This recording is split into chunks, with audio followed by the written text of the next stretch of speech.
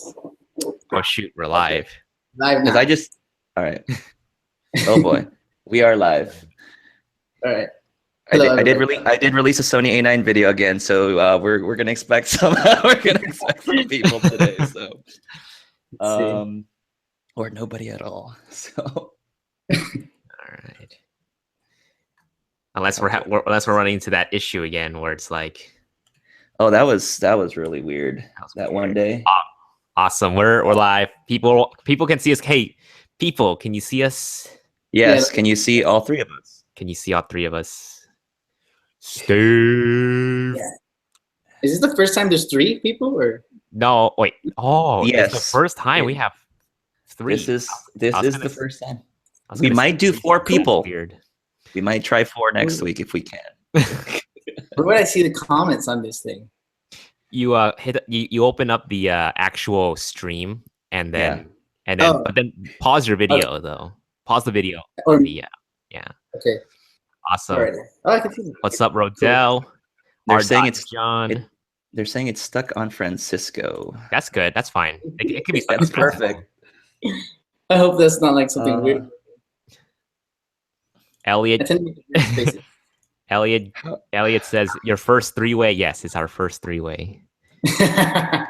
Oh wow. Jason, just don't get me in trouble here, Jason.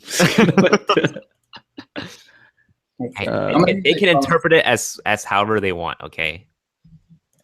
I have no idea. Let's see. Control room. I really don't know how to make it switch around. Crap. No, it's switching, dude. It's switching. It is switching? Yeah, it should be switching. Like every time someone talks, it appears. Are you watching the live stream, Jason? Like the live? I'm not watching the live stream. I paused it. But Steve says it's switching. It's better now. Yeah. Because I was like clicking around earlier before to see if it would work, but okay, Francisco, you start talking a little bit. Hey guys, thank you for tuning in. This is a little test of what's going on in the. Okay, Steve is saying it's broke again. Holy shoot! First 3-way.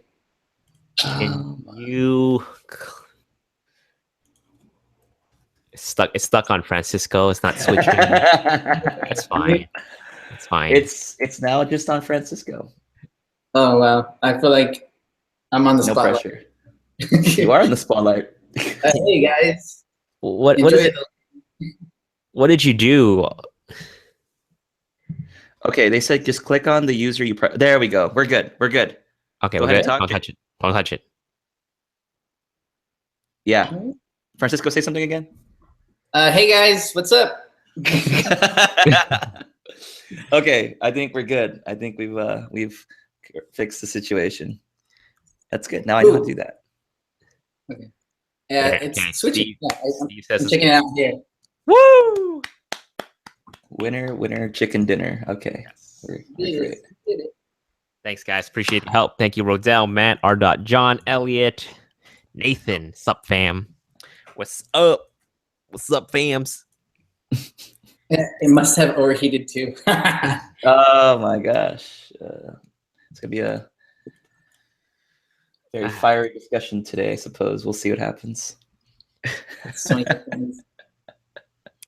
I'm glad I'm not hosting the stream. Let's hope there's a donation coming our way. Oh yeah, you guys want to donate? Go donate. that way you can have. Be sure to specify who you're donating to. Yeah, press. Yeah, it's gonna go to. If you guys do donate today, it's gonna go to Danny's channel. Yeah. And you guys totally should, because Danny was putting up a lot of lit content, literally lit. And my goodness! My goodness! He's providing a lot of good work. He's doing God's work. Are we gonna get Francisco in trouble about that, or he's not associated? We're not associated with you, man. I'm getting the A9 tomorrow. It should come by tomorrow, but I'm not. It's a rental. It's a rental, not something I'm gonna pay for, because that's pretty pricey for just portraits. So that's why I'm just gonna test it out, see what happens. Nice. Yeah, how hot is it in Texas now? Oh man, you can go by the degrees on the weather thing, but you got to add like extra, like at least 10 degrees because of the heat index. Yeah, Oh gosh. it's so humid here. It's crazy. Like my garage, I went in there for a second, and well, I sweat pretty fast, but I went in there and I was already sweating. Yeah. So Yeah. I'm not. But I'm not like you got the AC blasting, right? And everything. With what? You got the AC on and everything out there. It's 76. We need to work on our aircon. I love my preferred, aircon degree temperature is like 68. That's like my favorite. That's nice and crispy. That'd be really nice. Good. I like. And I'm here suffering. All right, folks. Welcome to Monday Live with Jason Vong and I, and our guest today is none other than Francisco Joel Hernandez. Woo! Joel, Francisco, thank you for joining us today. Thank you for having me. It's pretty cool here. Oh no, we're losing him. The signal's going bad already. Hey, already? I wonder if it's on my end. So today our goal is, as far as our chat and as far as our podcast, I've got a few questions kind of lined up for Francisco. And if you want, we're going to be using the hashtag FJH for questions. And if you have any questions for Francisco about lighting, about his portraits, about anything else, just go ahead and ask him. And we'll just go ahead and Jason Vong will go ahead and search for it later. So Jason Vong, what's your role going to be today? I'm gonna moderate. I'm also gonna chime in, and I'm also gonna be taking out the trolls. But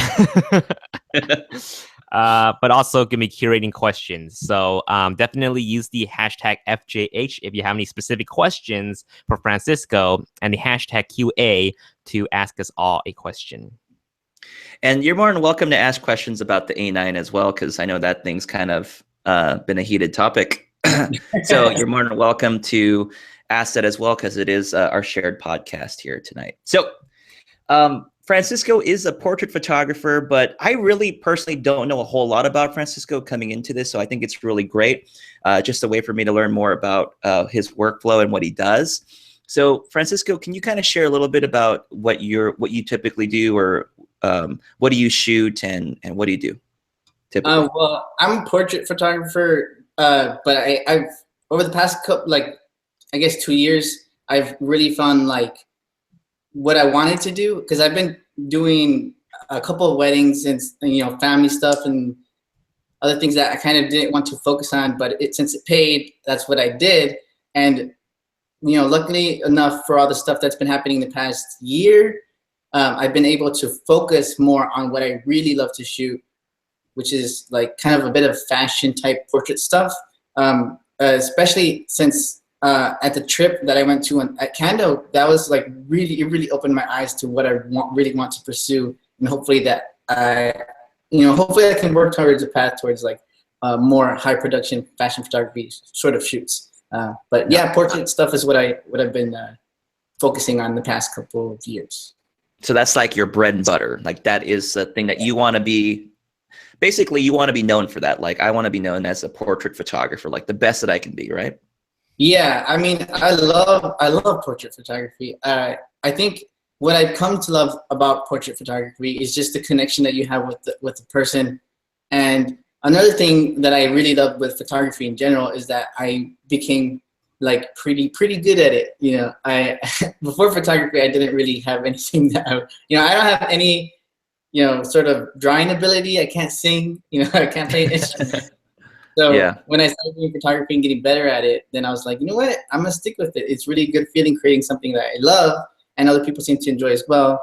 So yeah, I wanted to do portrait photography specifically. I know some people like landscapes and stuff, but portrait photography, I like connecting to people. I like having fun with my sessions, and I like creating, photos that they will love and appreciate. So the human connection is what I really began to learn that I loved.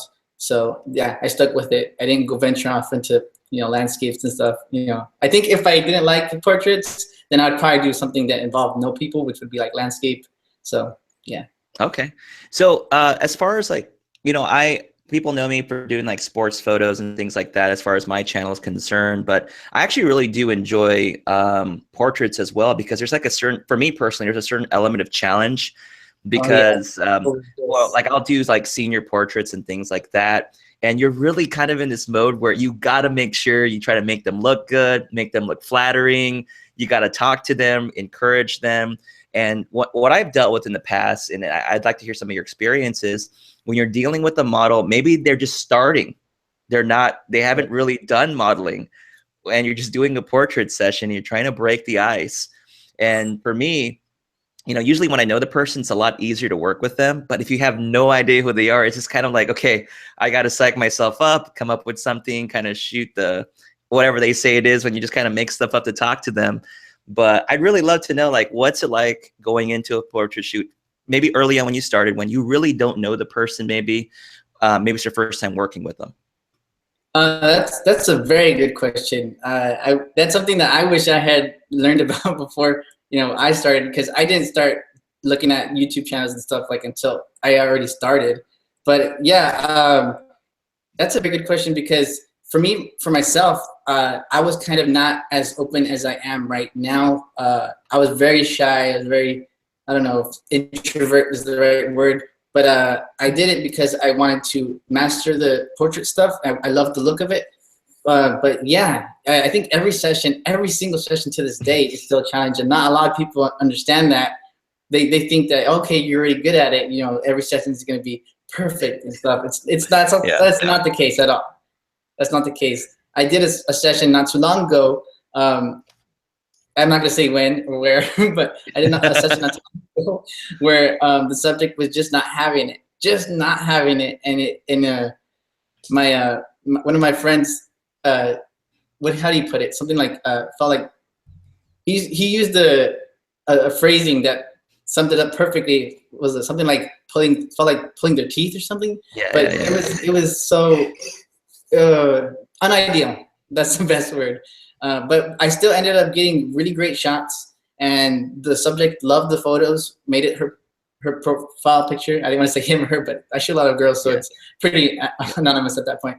But yeah, she used the picture as a profile, and at least that to me was like, okay, I guess they enjoyed it. And then I got a message saying that they enjoyed it too. So I think something to consider is that if you do a portrait session and you feel that it was really bad or horrible, as long as you did your part to make it the best experience that they've had, that's all you could do, and it just depends on how they will receive it. And I guess some people are just not as expressive. I'm very expressive myself, but I guess some people are more reserved, and they'll be like bummed out kind of vibe, but then really enjoy the session. But yeah, it's a beast to take portraits, especially for people who might not be as outgoing. So you got to really kick yourself to be that person. I like what you said, and with the portrait sessions, is that it's a lot of it sometimes is the experience that the person has when they're doing the portrait session. I've heard this kind of mentioned with other portrait photographers before, and even if the photos might not look as good as you want to, but if they felt that they had an enjoyable experience, I think they'll really like it. But yeah, I really like that point that you made about that. What advice would you give maybe to the audience for someone that's just really just kind of getting their foot started in portrait photography? You kind of given some feedback there, or maybe even lessons learned that you've gotten through all your time in shooting portraits. Like, what's one or two lessons that you've really learned that you use every single time you're out there shooting? I think I've heard the phrase "fake it till you make it," and I think that's something that you really, really have to do, because you'll have those bad experiences. My very first shoot with a male model, which I don't do many male models, but the first shoot that I had with actually he was not even just my first male model, but my first model ever. He kind of when I talked to him about the fact that I hadn't shot a model before, the vibe was horrible. He just was like, "Oh wow, really?" Like, and then he just wasn't having it. But I had to kind of come up with these. I had to trick him into kind of thinking like a model. because he was just not having it. So I was like, you know, try to look. You have to kind of pose them, but not pose them. So one way you can do that is just kind of like give them a story in their head, and then try to, even if you make it extra obscene, then they'll probably laugh at that. And then once they kind of like laugh, you can kind of take a couple of shots, and you get like that laughter. You honestly do have to trick them into getting some certain shots. I know for engagement sessions, you can have something that I think I got from a YouTube video for some other photographer. I can't remember, I have bad memory, but they said to like whisper into the ear as something dirty, and then so when the wife laughs, then you take that shot, and you kind of trick them into getting the good shot. So I guess trick them in a certain way to get the expressions that you want to capture, and then you get candid moments, and then you'll get good expressions that they'll like about themselves. Yeah. Okay. So I have a question then, as far as like, is it typically you just kind of, the work that you're doing right now is you just kind of approach and find models that are interested in working with you? Is it sort of like they're paying you, you're paying them, or what's kind of the situation that you work in as far as a portrait photographer right now, like what you're doing? Yeah, good question. I get that asked a lot. The situation that I've been in the past year, maybe a little bit less than a year since I started to gain sort of a bit of a following, was I've become to the point where I can do trade shoots more often now, just because the trade shoots are the content that I'd be putting out there, and showing people, you know, what I can do and stuff like that. But before that, I was doing like paid stuff. I still do paid stuff to this day, and some people don't believe me. There's a lot of haters out there who just assume that I'm just now doing like trade shoots because I can't get any work. And it's just a weird mentality that some people have. I don't know where it comes from, but I still do work. I did a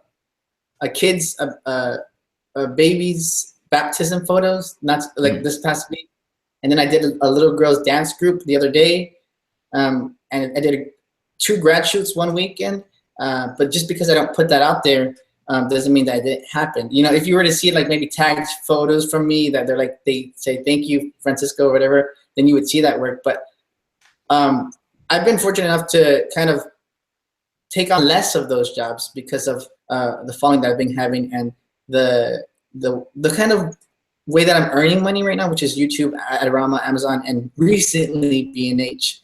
But yeah, it's a good system. And I know that one photographer by the name of Danny Diamond, he's located in New York. He's a portrait photographer. I just recently learned that he also does trade shoots just for the extra content to put out there. And I thought that was interesting because I didn't think he would do trade shoots.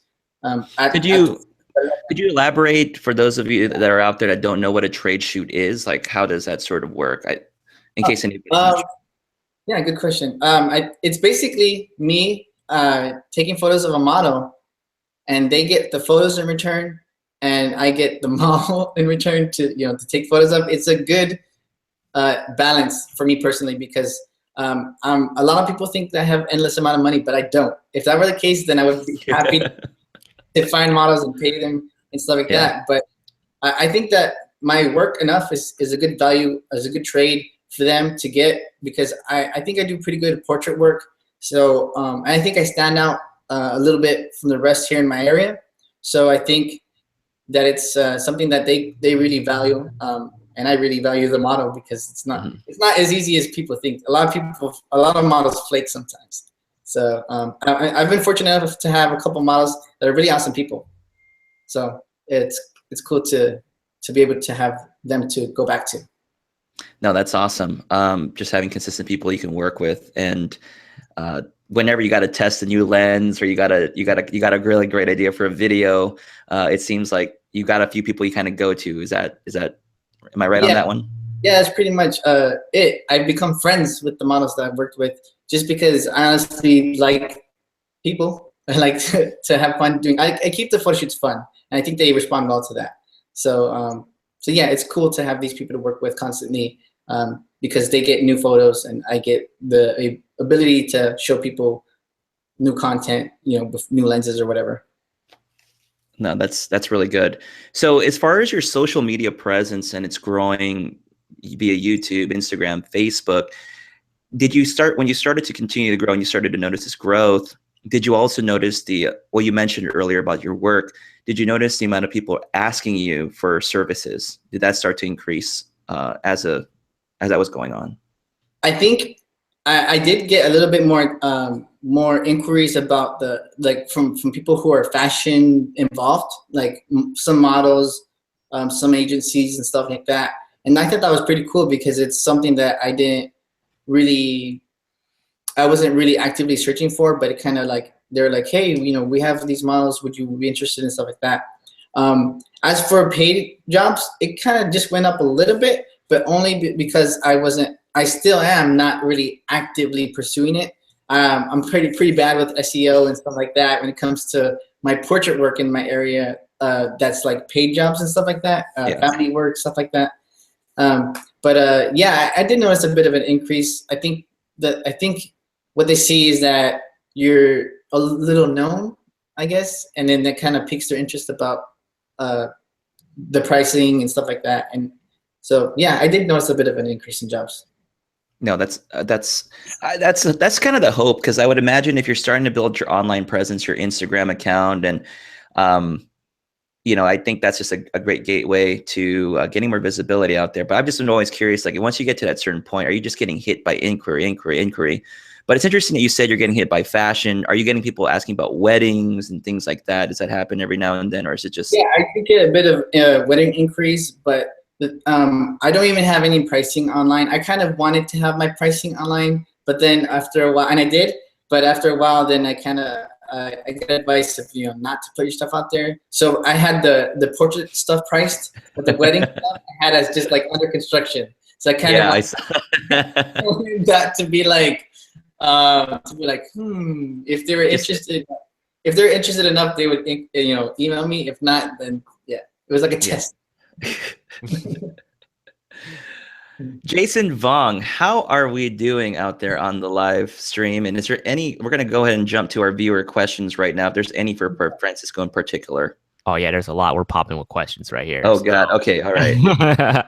So first one comes from Rodell Photo. What's up, Rodell? Hey, what's up, Rodell? But hashtag FJH. When will you be back in Los Angeles? Ha.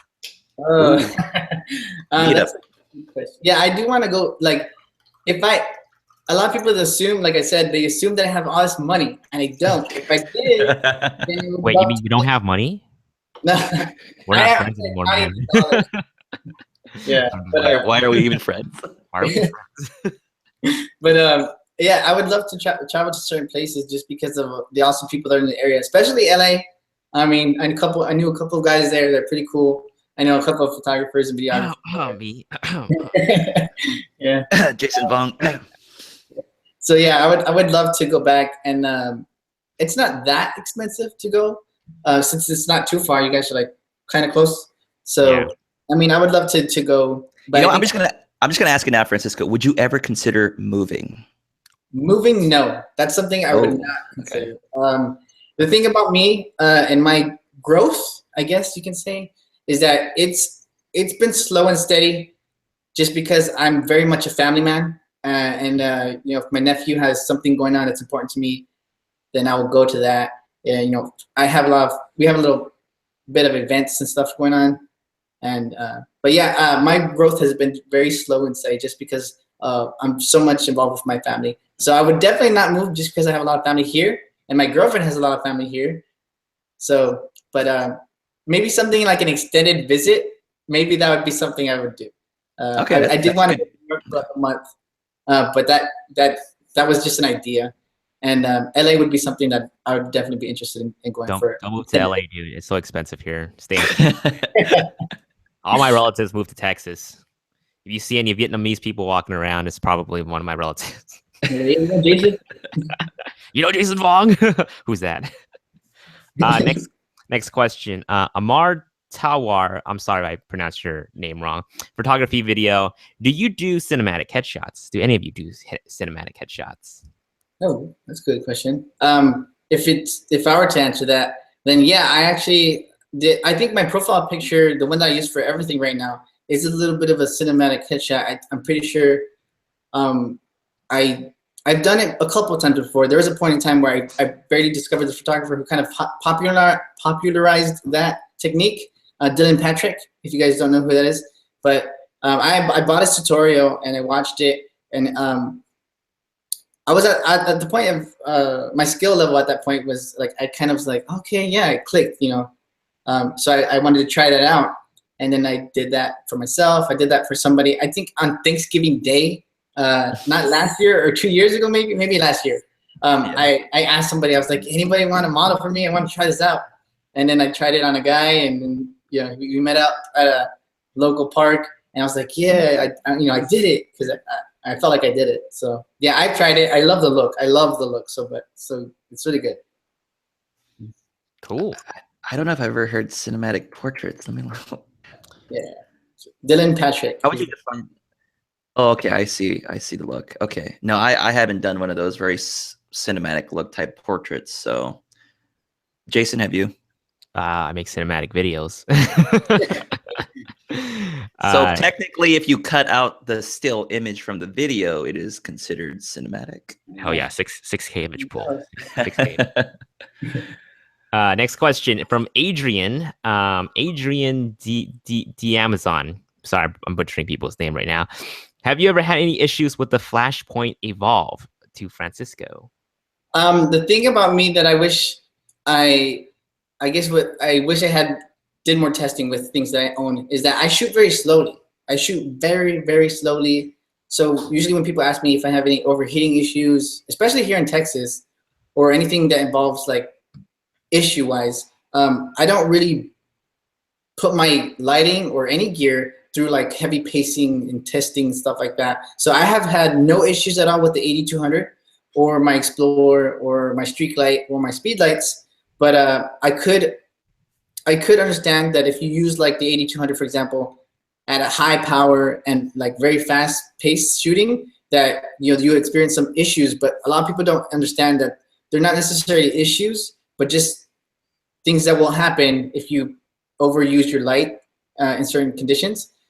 Like for example, like with the 8200, some people have experienced overheating, and then they can't take a shot after like 6 seconds or so. But if you don't shoot too fast, or if you do certain things like maybe raising your ISO if you're shooting indoors or something, instead of like having a full power, then there's tips and tricks that you can do to kind of these issues. But I want to say that they're not issues, but just they're there to protect you, I guess. But yeah, if you have any more in-depth experiences, then you can message me after this live video, or you could just message Adorama and see what they say first. I would do that first, just to see what happens. So, question from me: how long do you know the Evolve, the 8200 will last if you shoot full power consistently?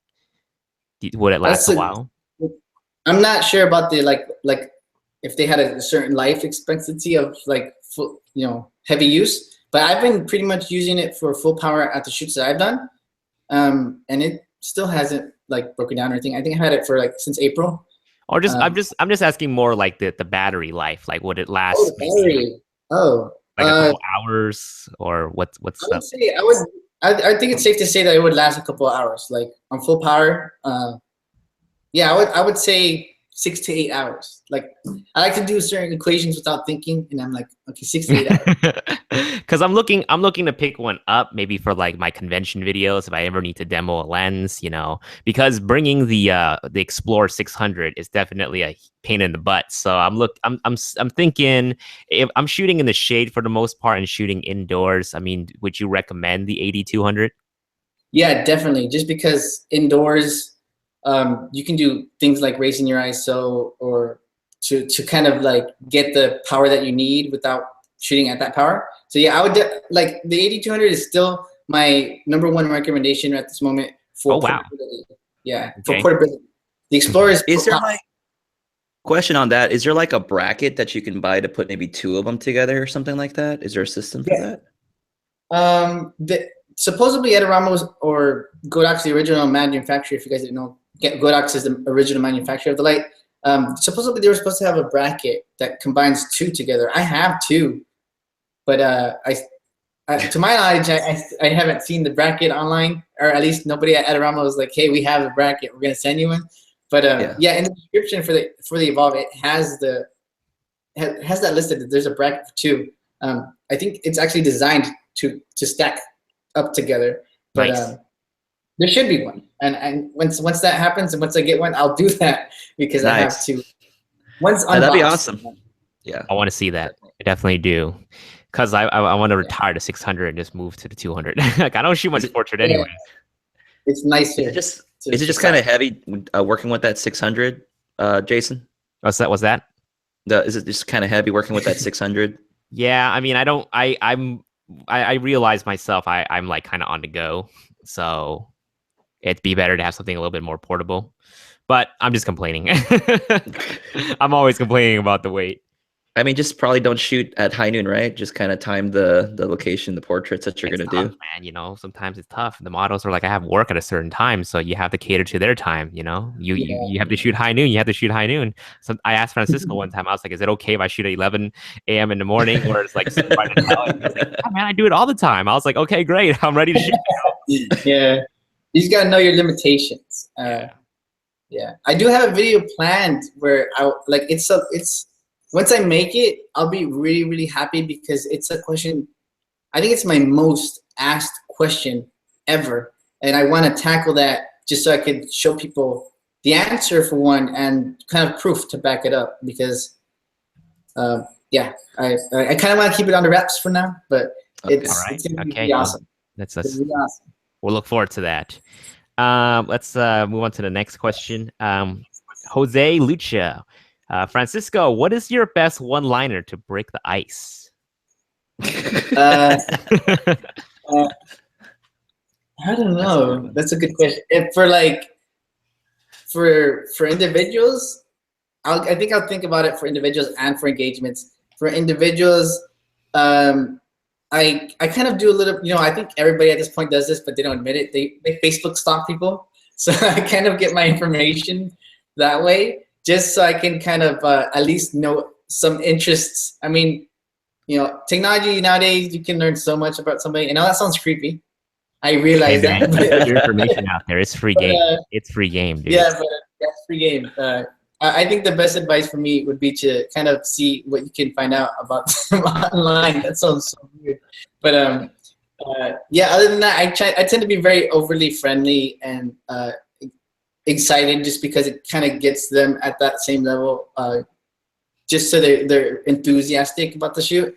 But I talk about, you know, what they've been doing lately, or where they go to school. For the models that I've worked with, I asked them, you know, so, you know, how long have you been modeling? Just, I think for the most part, there's always these couple of go-to questions that you can ask somebody, like, so where do you work? Or, you know, have you been here? How's the weather? Those, they may seem like lame icebreakers, but they kind of lead into better icebreakers. Like they might, the subject or the model or whatever, they'll kind of give you information that you can extend the icebreaker into. But yeah, for example, one I did want to mention because I felt really happy about this was, I think I mentioned like the leaves or something in the area that it looks really nice for like a backdrop. And then the model mentioned that something about Disney's like Pocahontas, like Colors of the Wind. And then I'm a huge Disney fan. I'm a huge Disney fan. So then I was like, oh yeah, you know, like that, it does look like that. And I kind of sang it for a sec, like did the hum of it. And then she said something about Moana. And then we started talking about Moana. And then I literally saw her get relaxed in front of me. She was very stiff and like kind of not doing what I wanted her to do, which is like smile and give certain expressions. And then once we started talking about things, she is a huge Disney fan herself. So she kind of got so much relaxed when I talked about Moana and Pocahontas and what was our favorite Disney movie and who's our favorite Disney princess. I know that sounds weird, but yeah, so that really helped her. And I was really happy about that because you could see how different she became after we started talking about that. All right. You know, I wanted to kind of bounce off that a little bit. When I would portrait, well, I'm getting like this weird echo. It's coming from Francisco. Oh my bad. Oh, the okay. echo. Oh, there you go. It's gone. Okay, good, perfect. Go for it. I could still hear it. Anyway, speaking of that, is there things that you kind of say to the model as you're working with them? Because I've watched like what I've done before in the past is I take all the best stuff that portrait photographers do that I liked seeing them do. They'll say things like, "That's gorgeous. That looks good. That looks great."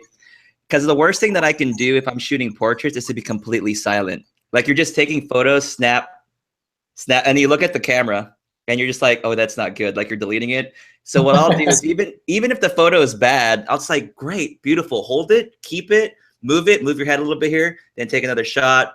And I kind of go more like a rapid fire kind of deal. Like I kind of like to move them around a little bit.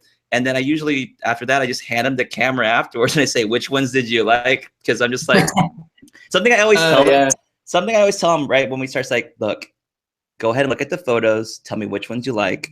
If it doesn't matter if you don't like them or not, it won't hurt my feelings. I'll just cry at night." And then usually that's the way I do my icebreaker. I tell them, that's how I break the ice with them. I usually say, "Look, it's okay. It's just the first time you've done portraits before. It doesn't hurt my feelings," and it usually gets them to laugh, and it usually breaks the ice when they know, when it's like they feel very comfortable now. They're like, "Oh, okay, this is not really serious," because I've dealt with people that have never been they hardly ever in front of a camera, and it's just really awkward for them. And I'm sure you've had that situation at some point, and you're dealing with those people. It's always tough time. But. Yeah, I know where you're coming from. That have sometimes they'll be a perfect model. Sometimes they'll be not ideal. But yeah, the thing I think that I want to talk about for a second is like you showing them the picture. I think that can be that depends on the person. Sometimes if they're very self-conscious or very picky, sometimes I'll kind of be more reserved and be like, "Oh, it looks awesome," and I won't show them, even though they're kind of want to continue. Or I'll kind of like trick them and be like, "Oh, wait, hold on." I hear them saying, "Oh, can I see it?" And I'm like, "Oh, no, wait, go here." And, kind of to prolong that, because the photos look good, they do, but I know that they'll pick up on some certain things. But it's iffy. It depends entirely on the person, because sometimes I'll show them because I'm like, maybe I'm missing something. Maybe they won't like the hair placement or something like that. Yeah. My God, that happens so much. Like you just keep shooting, and you're like, "This is going really good." And I show the photos, and it's just like, "But my hair is just slightly over my eyebrow." I freaking hate that.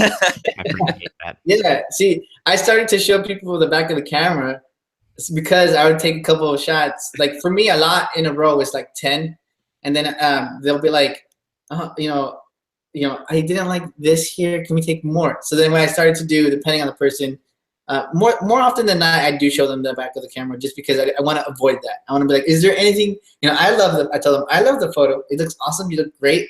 But is there anything that you might not see that we can adjust before we go on?" And then they'll like see like a wrinkle or something like that. I'm the person that I don't deliver 100 photos a session. So I do give each photo, individual time to work on. So if it's something like, I have like a rip here or something like that, I'm like, I can easily like fix that in post, because I'd rather do that than waste another minute, especially if it's at sunset where every second counts. Like literally I've recorded before I actually put out videos. I think I started this past September. I did videos as early as November 2014. No, 2015. But I just never, like, I was so self-conscious about them, so I never put them out. So there's one where I recorded like a sunset session, and you can just see the sun go down in like 3.5 minutes. So I rather would just continue shooting. So okay. All right, Jason. All right, sounds good. It's almost like saying I'm bored. I don't know. I just have a stern face. I'm the type of guy who types LOL with a stern face. You know what I'm saying? I think that we're good on the questions for the photography. I don't know if you want to jab Francisco with any YouTube questions. Oh yeah. You know what? I do want to ask that. How did you start? When did you start your YouTube channel, and when did you start going about making your videos in the first place? What got you into that? I think I kind of mentioned it a little bit ago. Just constant questions. Kind of gave me the extra push into making videos, because my very first video was comparing octobox sizes, and at that point I was getting that asked a bit of often. So it kind of gave me the push to make that. I was like, you know what, I made these blog posts, and I could take photos and show comparisons, but I'd rather show people, themselves, how me shooting and stuff like that, and the results I'm getting with the photos in there. But yeah, just constant questions kind of pushed me into making the videos. I did get inspired to make videos because of Manny Ortiz, because I was seeing him do it, and I was like, you know what, I can do that too. I want to make these videos. I want to help people out. The thing that I had the biggest push to make my videos was helping people. It's like a little bit of like a dramatic story, but when I started, nobody helped me. So I was like, instead of being bitter and like wanting to reserve everything that I know, I was like, you know what, I'm gonna help people because I wish people helped me when I started. So it kind of gave me the extra incentive to make the videos. And I was I still am not as eloquent as I want to be when it comes to making videos, but I kind of I tell myself, don't care about that, just care about the content, and do my best, and hopefully people respond well to that. But yeah, just helping people kind of gave me the extra push to make my videos. No, I think your work shows it, man. It's just one of those things you just kind of grow over time. And I mean, later on, you'll probably reflect back at your first video or so, and you look back at where you're at now, and you'll just be like, I've come a long way. So no, it's really great. So I have a question. What has been the hardest part, like making videos for you, Francisco? I think for me, it's just organization. That's the part. I wish I had somebody that was like, you know what, you want to do this video? I set it up here, here, and here. You just gotta shoot and say these lines. And then I'm like, okay, cool, that'd be awesome, because I love the shooting part. The editing part is just kind of the part where like I realized that it's like something that I'm not a big fan of. I actually went to school for TV film here locally, just because it was the closest thing related to photography. But I didn't learn a lot there. The only thing I learned was kind of a little bit of editing. So I guess what was the question? The question is, what is the hardest part in making these videos? Since you came from a photography background, and I personally myself am curious, just like how, I wouldn't say a transition, but just sort of like what was it like to kind of dive in deep into video? So you're technically a hybrid shooter now because you make YouTube videos. So I was just wondering, what was the difficulty of getting into making videos? I think the technical aspect was that was a bit of a challenge, because photography has a certain settings that you can go to in certain conditions, and videography, you can do things wrong and still not know it. Like, for example, like using like a frame rate, a certain frame rate, like 20 frames per second, and using something like a shutter speed of 4,000, and it's technically incorrect, but it's not something that is too incorrect to not do. So me kind of rediscovering video was a bit of a challenge in itself. Like, for example, with the A6500, you have to use, for 4K, you have to use a certain card, and I didn't have that card. And then when I tried to record with it, I was like, what the heck? I have a fast card. And then just because I needed U3, and I had a U1 card. So then I had to be certain things like that. Space. I think the biggest challenge was the editing. I think the editing, just because it takes long to edit, not only edit, but then to export. Yeah. And I guess the editing is probably the biggest thing, because a friend of mine was asked me that not too long ago, and I was like, it's easy. You just gotta put a tripod and record it. But when it comes to editing, that's where the extra challenge is. But but I think since when I started to where I am now, is that I kind of want to be more, at least make the videos better quality. I'm trying to always up the production quality a little bit. I have a freaking drone, just because I was like, okay, you know what? I'm gonna make it more interesting. Have the drone next to my face, and while I'm doing it. What the heck? It's a guy. What kind of drone do you have? Can you do like a follow kind of drone, maybe when you're doing your portrait sessions or something? I have the DJI Mavic Pro. I haven't given it much use though. So yeah, I need to do that though. I did record some at a session that I did with my friends like last Sunday. Just a little bit of behind the scenes stuff. But yeah, when it comes to videos for YouTube, just the editing stuff, the hard part for me. Interesting, very interesting. No, that's. I think earlier we were talking about how you absolutely hate syncing your audio. Yeah. I think I asked Jason. I think I asked you before. Yeah. And you solved the issue for me. It's because I have the H1 Zoom mic that I'm recording separately from the video, and I still do that. I still use that method, but I don't want to do that. I mean, I still do it. You still do it. It's just something that it's just an extra step that I'd rather not do. So so I'd rather invest in like you have the Rode mic, the film. The Rode Link, the Filmmaker Kit. I saw Manny recently upgraded to it. So yeah, this is a $400 system. It's pretty bulky in my opinion, but it will save you. It will save you that time, definitely. Yeah. Just every little extra thing that you can do to ease the video making is something that I'll invest in. It's an investment and a write-off. I really think that's the thing in terms of YouTube. It's just like making it as easy as possible to get stuff done, especially if you're like working or you're busy. It's really hard. And but as far as the editing part, Francisco, I think if you just keep doing it, keep making it, it'll get fast. You'll get faster and faster. Just get an iMac Pro, and then I think you'll be good. And like no kidding, I do want an iMac just because I love Final Cut. I was using Adobe Premiere on my computer. I actually saved money and invested in upgrading my PC, but I'm using it. I edit there mainly. That's like my main place to edit, just because I edit off a 40-inch Samsung TV, and I remember you told me about that. I love editing that thing. My gosh! Good quality colors. It's awesome. I could go there and show you guys. But it's discontinued since 2011, so I have like a rare model. So, but the colors are good. The colors are perfect. I never calibrated it either, and some people are surprised by that. But I'm like, I have never touched the quality of the settings since I got in it, and I'm not gonna do that because the colors are good. I printed with it, and I've shared photos, and I'm just happy to have that TV.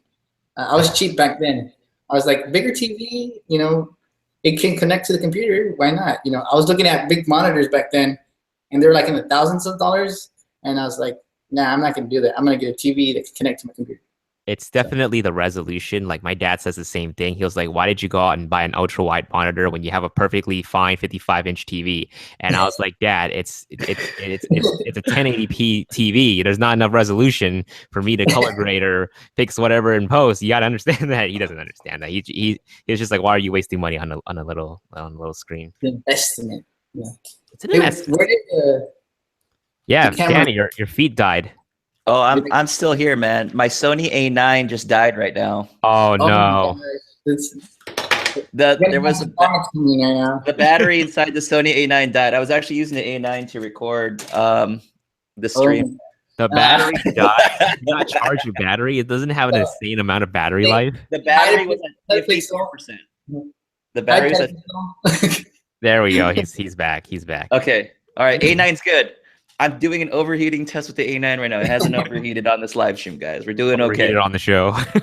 The conversation was too hot. The camera couldn't handle it. Oh shoot. Oh man. So okay, Francisco, you went to the condo trip. I asked Manny when I interviewed him, what was the experience like for you? Who did you hang out with? What really stood out to you on your condo trip?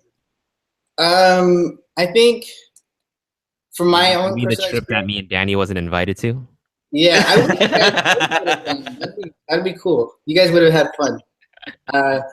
I think my whole experience with it, I'll be completely honest, I didn't really take advantage of the trip in the sense that I didn't talk to every single body there and sell myself to everybody there. I kind of wanted to just, I still consider myself kind of like a normal guy or average Joe kind of thing, just because I'm still not as outgoing as I want to be. I'm not that much of an outgoing person. I still love to meet people, but for the trip, it kind of had a high school vibe.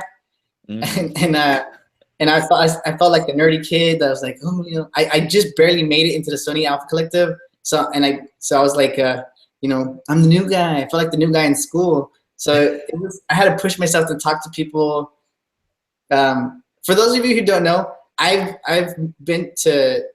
moved like so many times when I was younger. I went to like 11 different elementary schools. So I always had like to meet people, and it just kind of got repetitive, and like I just like, you know. But for the trip, it felt very much like high school, because the collectives kind of talked to the popular collectives, talked to the popular collectives. Oh shit! The truth comes out.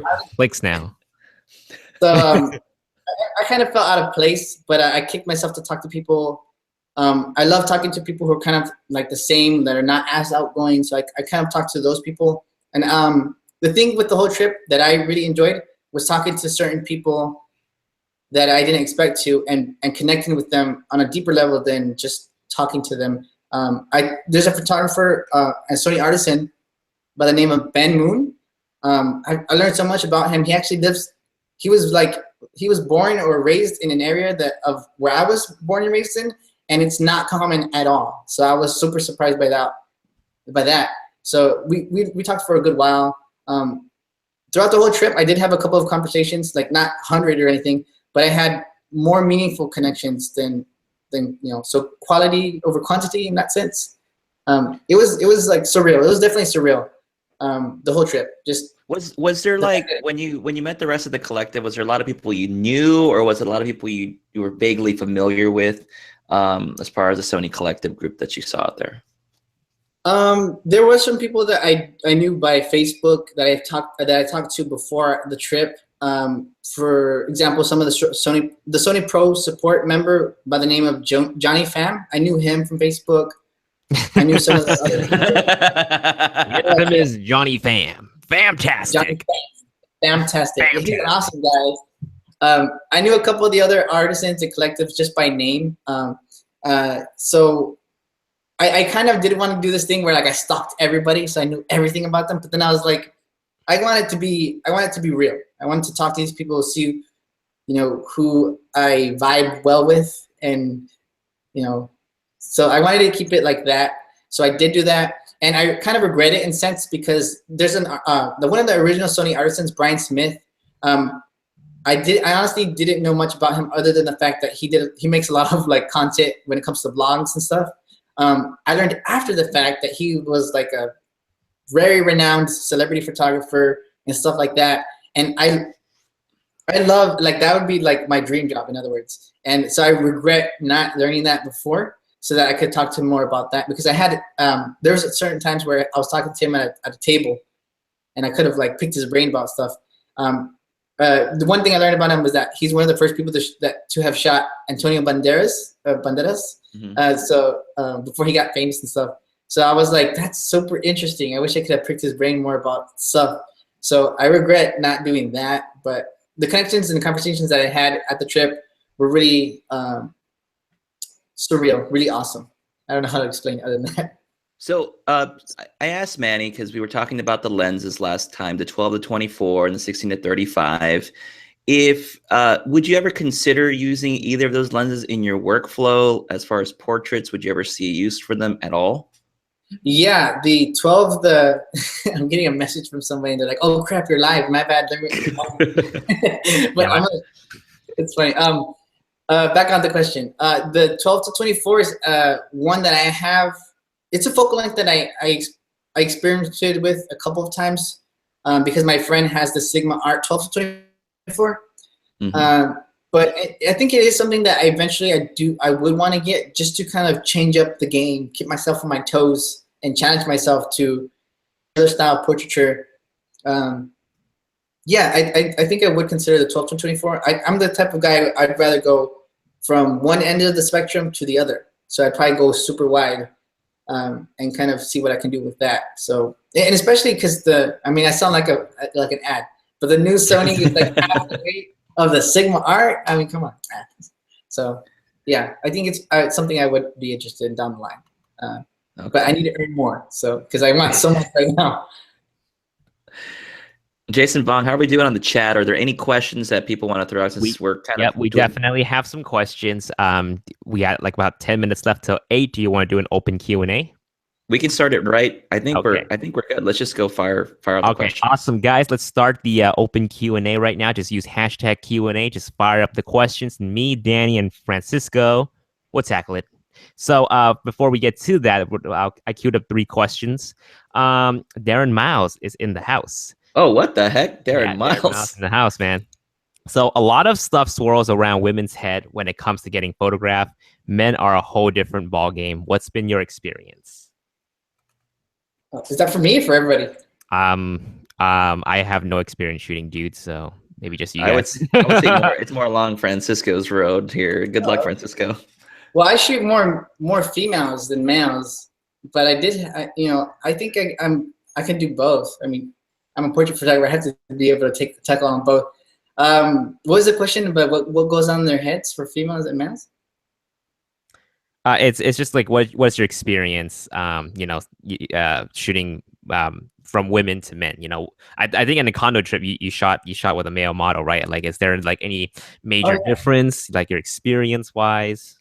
I think that was a unique experience in the sense that it was a professional male model. He kind of was like very he knew what the heck he was doing. It was so simple to shoot. For people that are not models and they're males, it's pretty much like I try to coach people before I photograph them. Like, you try to look into the mirror and see what angles work and stuff like that. But I can mold people into model material. But for people that are not male models, or they're not models that are male, it is I think it's more of a challenge, just because for females you can work with like masculine poses and like very feminine poses. With guys, you can't do the female poses because it'll look just odd. So I think you have more material with females, which is pretty much why I tend to shoot more females. And just because there's more female models than male models here in my area, I think maybe just in general. But I think with male models, you have to do a lot more work in the sense of like direction and expressions and stuff like that. Sometimes the females will have, I don't want to generalize, but they do like a lot of selfies and stuff like that. So they they're more inclined for their posing. They're even more naturally inclined for posing. And guys that I've had to work with in the past, there was one guy that I shot his senior portraits for. He was so stiff, he wouldn't even move. I said, do this, try this, wouldn't even budge. The facial expression didn't change whatsoever throughout the entire shoot. And I was like, okay, well, we're going to go with that one. And that's going to do it. And, hey, man, that's his personality. What are you going to do, right? Exactly. You can't change somebody. Jason, next question. George Sorrell. I'm butchering your name. George Sorrell. Are you guys going to Photo Plus? Maybe. Yes. I'm gonna answer for them. Yes, they're both going. Francisco's going. Francisco's already told us we're going, so we are going to New York. All right, Francisco's flying us out with his money, so we're that is private jet. Francisco's private jet. Money right now to them so they can go. John Creations. Questions for all 3. Next change you guys want to make to improve your videos, either gear, technique, or directions. Ooh, I got an answer. Go for it. Okay. For my personal videos, I want to be more in depth and explain more. I do get a couple of questions after seeing my video that I wish that I had answered in the video. So I kind of want to get more of a point of view kind of aspect, because I think somebody kind of gave me a comment in my like yesterday, I think, saying how do I do my shots and like how I set the shot up, and then I commented saying I've been avoiding that just because I don't want to try something and then it fail. But I think people need to see that so that you can see, yeah, of course you didn't take, like for what I'm doing right now, everybody sees my best shots in that area. And I want to show them the misfire, not the misfires, but just the shots that I didn't think worked the best. They're not horrible, but they're just not what I wanted to achieve. And I think they need to see at least the build up to that, just so they can see, you know, that I'm human. I have my mistakes. You make mistakes. Yeah. I want to show that. I want to show the human side of what I do more and more. So I think that's something that I'm working towards, and I want to put more in my videos. That's awesome, man. Danny? Make more Sony A9 overheating videos. Just kidding. Just kidding. I'm almost, this whole thing is almost over. I just want to move on to just It's review never over. You're going to be that guy forever. Ah, shoot. Content. Sony A9R overheating. A9. Francisco said it, guys. Did you hear Francisco? No. Francisco just said it. He's in trouble now. I don't have no information. I would not. He knows nothing. It's right behind him. It's right behind him, guys. Okay. Jason Vong, go ahead. I just dodged that question. Go ahead, Jason Vong. Yeah, so this is something that I kind of want to bring up probably in one of my live shows, but pretty much the next change that I want to do to improve my video is actually kind of take a step back and actually be a little bit easier on myself, because I do have some really high standards for my videos. And I was talking to Danny yesterday, and you know, this is me being very harsh on myself and making like this obscene high standard. It's just really slowing down my video productions. You know, I'm not getting out the information as quickly as I should be. You know, I'm not putting the information out there. You know, I'm wasting time overthinking things. So I kind of want to take a step back this month and just really dial it down.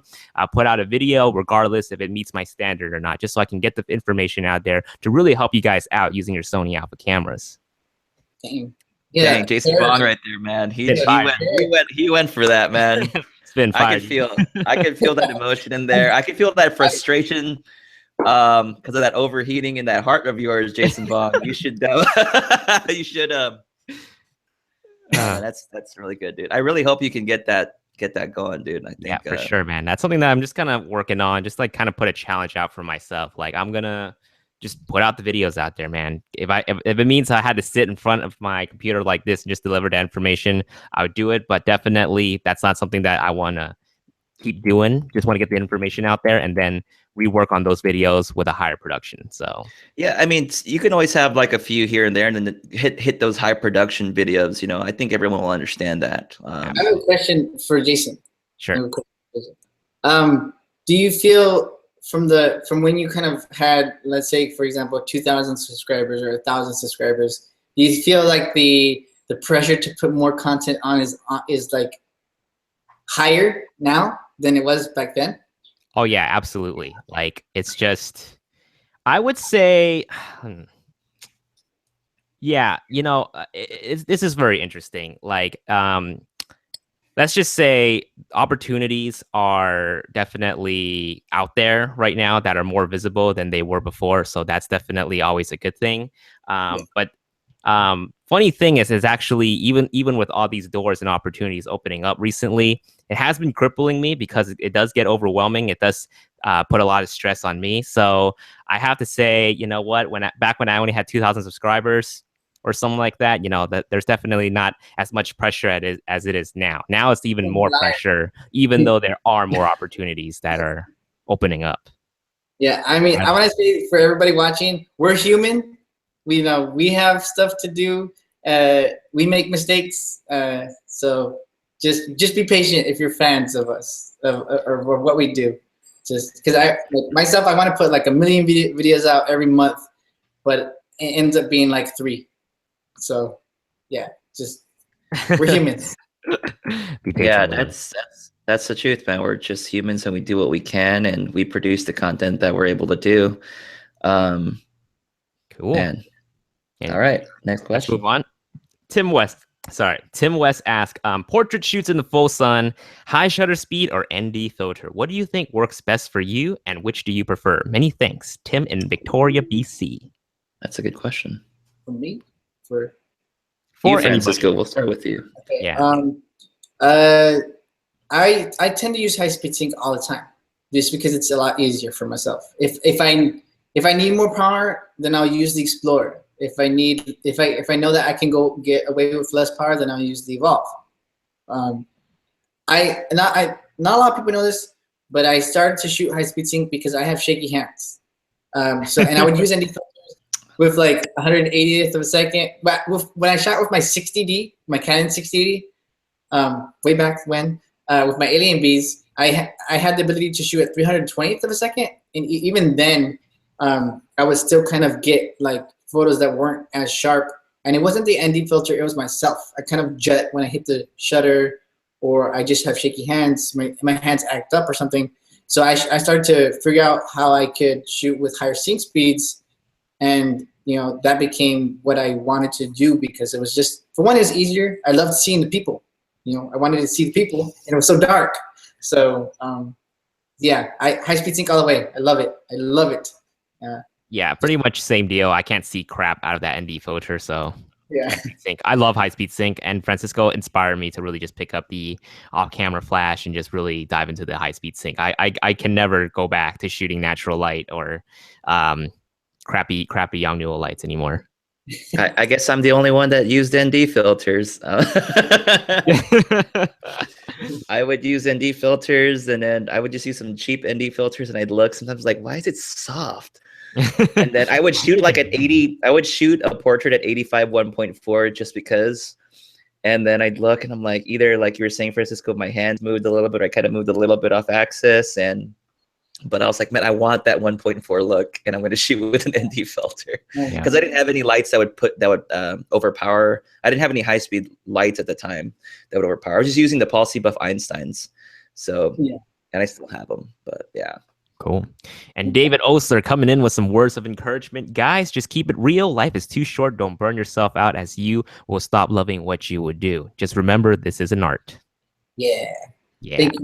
Thank you, David. Thanks, David. All right. Jay Sachin, question for me, actually. Jason, you buying the A9 now since it's getting S-Log? Rumor has it that S-Log is coming to the A9, so we'll see how true that is. I have this extra one for Jason Vong. Here, Jason Vong. This is my extra A9. Let me hand it to you. I'll take it. Yeah, I'm an Alpha Collective, and I didn't know about that.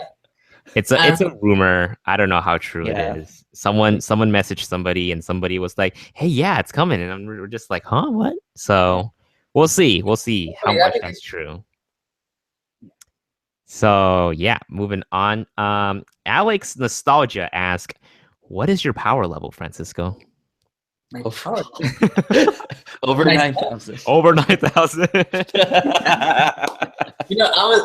When I got over 9,000 followers on Instagram, I wanted to make a post. I'm over 9,000. Did you? I almost did, but I didn't. I should do that. I don't know if I did that. I might have hit that. I think you did. I did. Did I? He did do that. I remember that. I don't even remember. I was gonna make like a A6000 video or like A6500 video because I surpassed that number, but I missed the mark by like 100 or something. I couldn't do it. So power level 8 out of 10. 8 out of 10. Next question. Sorry I didn't copy your name. But the question is, will the three of you ever collaborate in the future?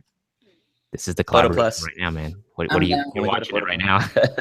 No, we're gonna collaborate. I want to definitely work with Francisco on something. Definitely want to shoot BTS for him. Shoot BTS for that one camera guy for sure. I'll be there as the eyewitness to see if the A9 really overheats. I'll take portraits of both Danny and Jason. And there we go. I need pictures because the picture that they used for my talk this coming Friday and Saturday. I was like, oh man, that's a little too serious. I kind of want a different photo. Like this, or you're like this, like yeah. I'm just like. Yeah, I was like, it seems so serious. Maybe I don't know. That was a random headshot. That was like the first time I met my Sony tech friend Marcus, and he's just like. Actually, no, the second time, and he was like, "Hey, I have the new 50mm 1.4. You want to test it out?" I was like, "Sure." It's like, "Let me take a headshot of you," and I was like, "Okay." And then fast forward to like what eight months now, and he's just like, "Hey, I still have that photo of you. Let's go ahead and use it for this marketing material." And I was like, "Crap." It's a great photo, but I feel like I look way too serious for that. That's good though. They won't expect it.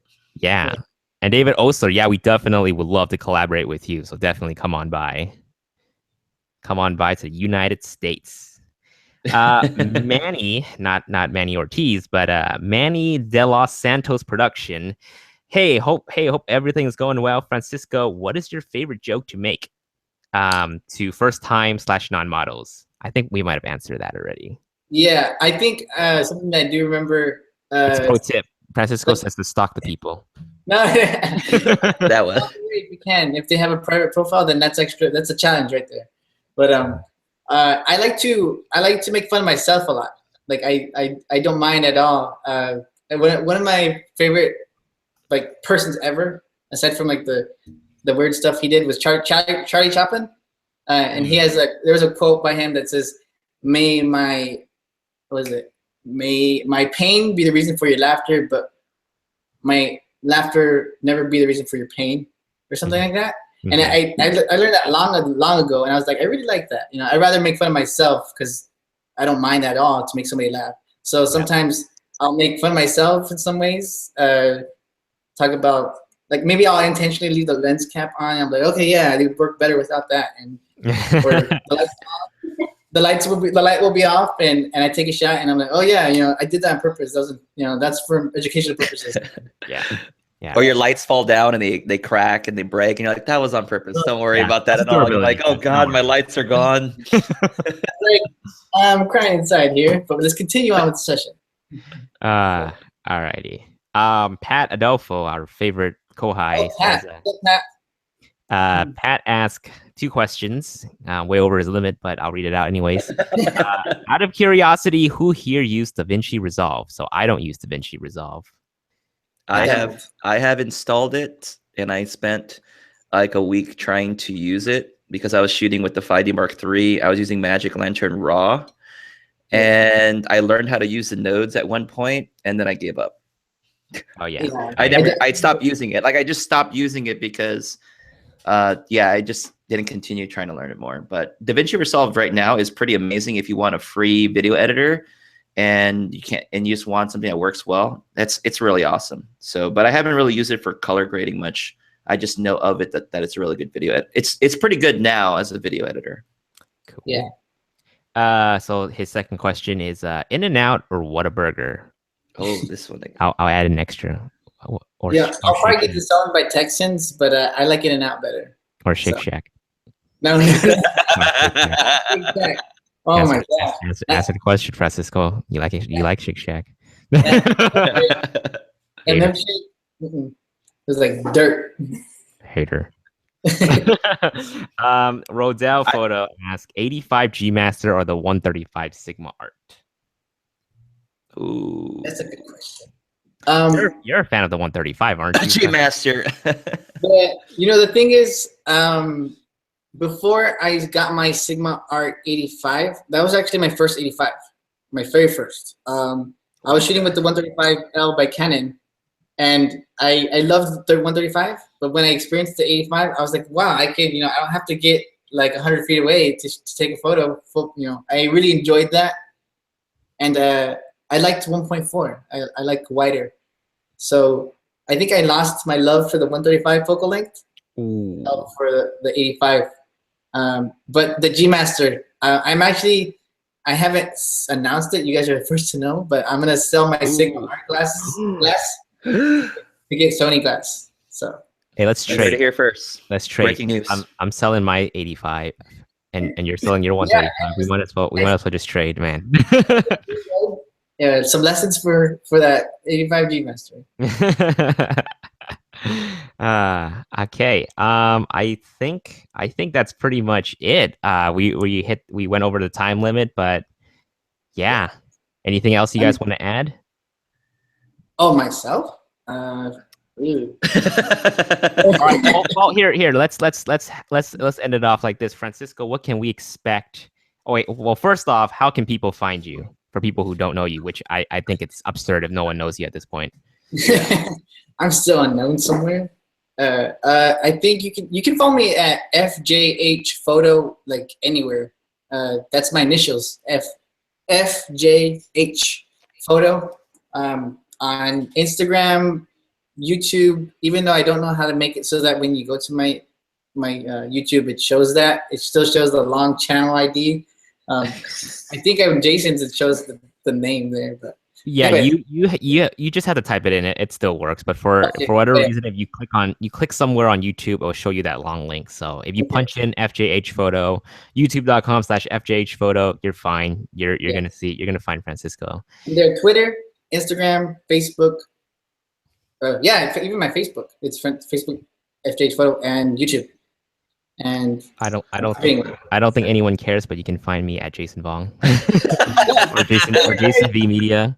You can find you can find Danny at That One Camera Guy. But by the way, if you search up That One Camera Guy on Twitter, that's not Danny. That's someone else. Yeah, it's something else, right? It was this camera guy, or I'm the one camera guy, unfortunately, on Twitter. That One Camera Guy. No, there's another That One Camera Guy on Twitter.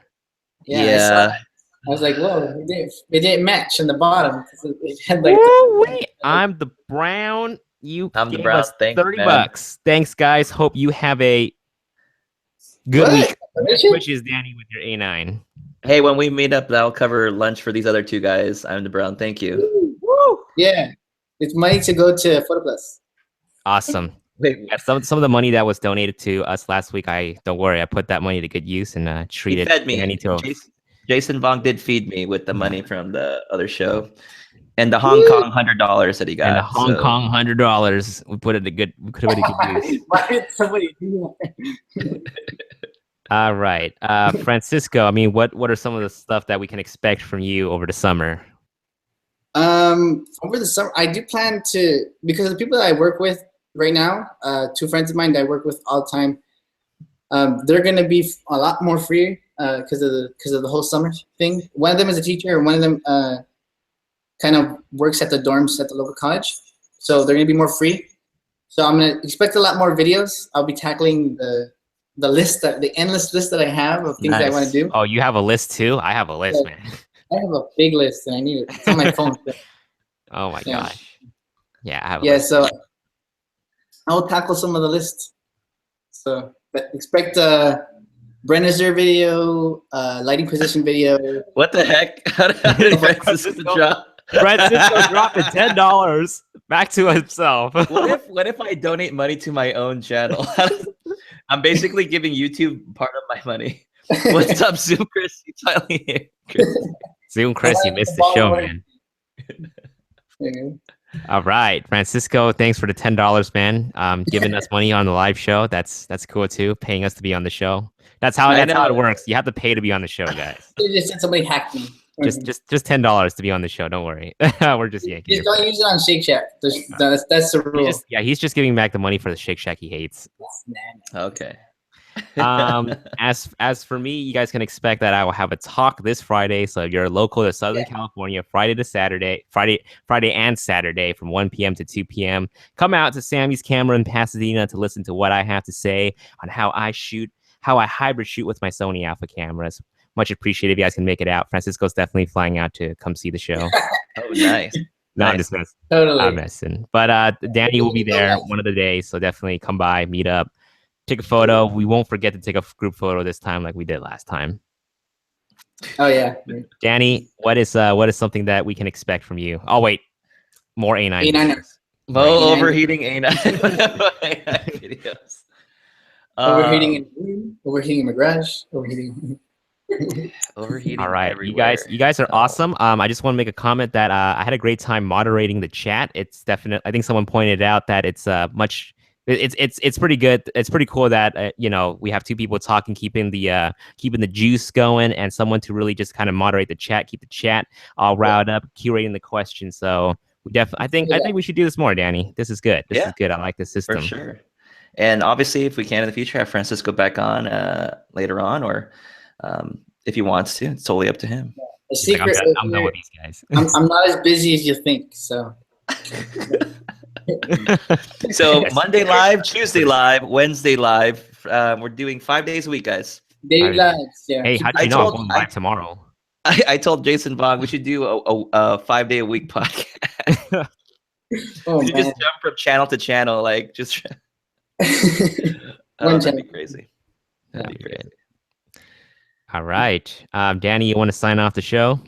Yeah, folks, that will do it. Thank you again for everyone that came out to our live stream tonight. And I'm the Brown, and Francisco, thank you for the donations and everyone that was involved asking questions. We really do appreciate it. If you can, at the very end, if you can give the video a like or even share the video, that'd be really great.